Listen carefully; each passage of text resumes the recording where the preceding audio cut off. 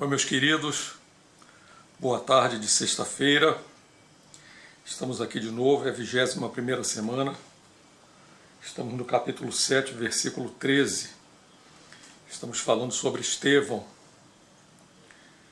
mártir, e ver como é o sofrimento de um cristão que se dedica realmente à palavra de Deus e à verdade.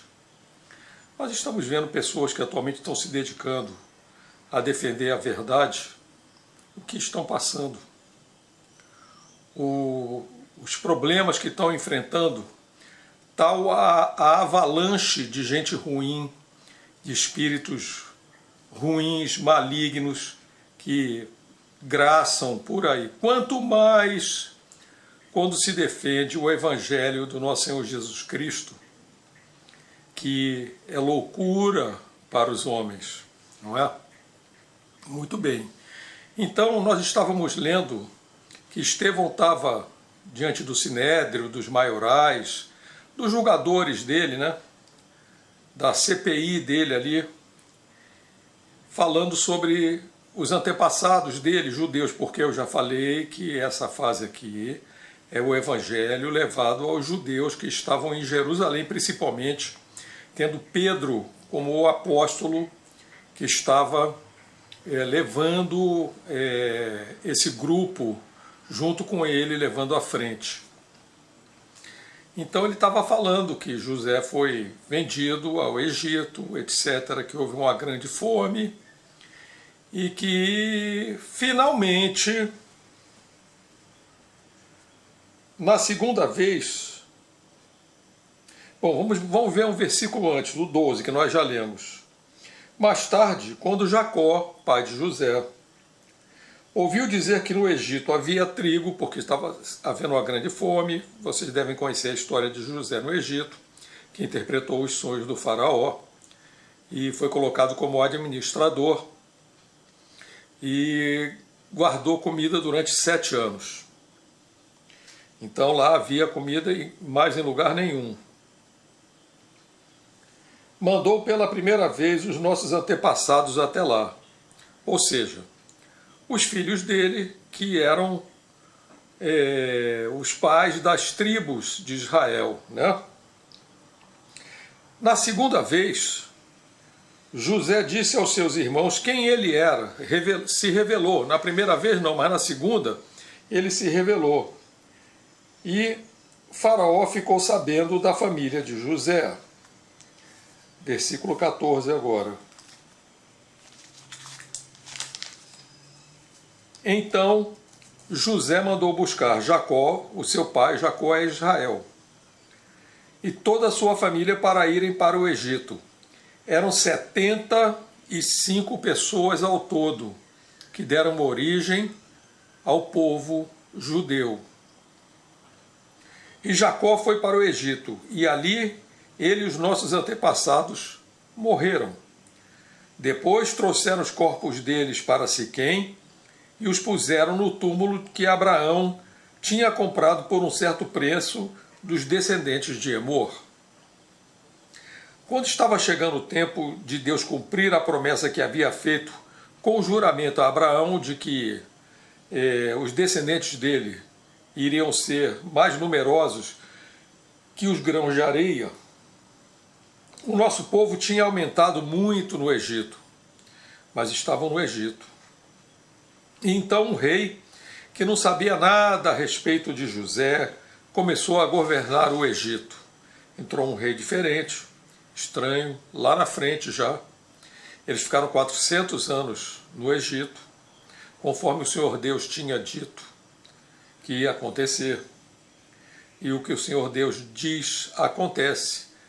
É por isso que eu estou falando que o governo do anticristo é inevitável, porque foi o Senhor Deus que disse, através de João no Apocalipse, e vai haver esse governo. Precisamos nos preparar espiritualmente. Aliás, eu tenho deixado umas palavras no Achados e Perdidos, no Zap e também no Telegram. E até no meu story no Facebook que tem versado muito sobre isso. Esse rei enganou e maltratou os nossos antepassados a ponto de obrigá-los a abandonar as suas próprias criancinhas para que elas morressem. O ser humano é cruel. E quando se trata do povo de Deus, é muito mais cruel ainda. A coisa é muito séria, é muito grave. Nesse tempo, nasceu Moisés, que era uma linda criança. E durante 3 meses os seus pais cuidaram dele em casa. Mas, quando tiveram de abandoná-lo, a filha do rei, do faraó, adotou e criou como seu próprio filho. E assim, ele foi instruído em toda a ciência dos egípcios e se tornou um homem que falava e agia com autoridade. Estevão disse ainda: quando Moisés já estava com 40 anos, resolveu visitar a sua gente. Quando ele tomou conhecimento de quem ele era, da onde ele vinha, né? Resolveu visitar a sua gente, os israelitas. Ali viu um egípcio maltratando um homem do seu povo. Então, tomou a defesa do israelita e o vingou, matando o egípcio.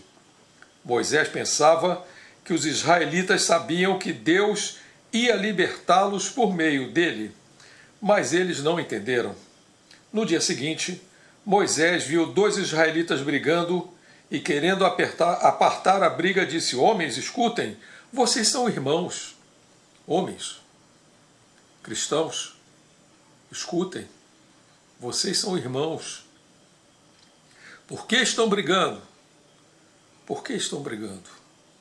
Se você é cristão, você está brigando com outro cristão, por que estão brigando?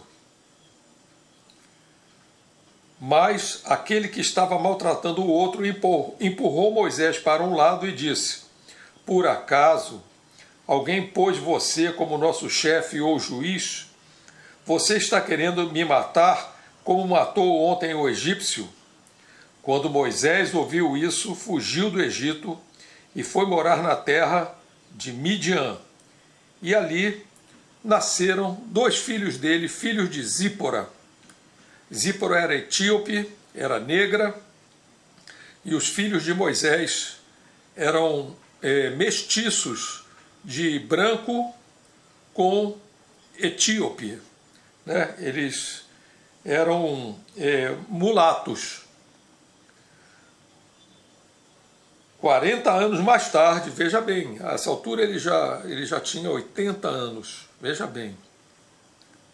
Um anjo apareceu a Moisés no deserto. Um anjo apareceu, chama-se Epifania, a Moisés no deserto, perto do Monte Sinai, entre as chamas de uma moita que estava queimando. Moisés ficou muito admirado com o que viu e chegou perto para ver melhor. Veja bem, é a famosa sarça ardente. É por isso que eu não gosto muito da Bíblia na linguagem antiga, porque fica essa complicação, né? Sarça ardente, né? É melhor uma moita que estava queimando, né? Aí ouviu a voz do Senhor que disse: eu sou o Deus dos seus antepassados, o Deus de Abraão, de Isaque e de Jacó. Moisés tremia de medo e não tinha coragem de olhar. Então o Senhor disse: tire as sandálias, pois o lugar onde você está é um lugar sagrado. Eu tenho visto como meu povo está sendo maltratado no Egito. Tenho ouvido os gemidos deles e desci para libertá-los. Agora vou mandar você ao Egito. Está vendo algum problema aqui na câmera? Eu vou dar uma olhadinha para ver o que está acontecendo. 2 segundos.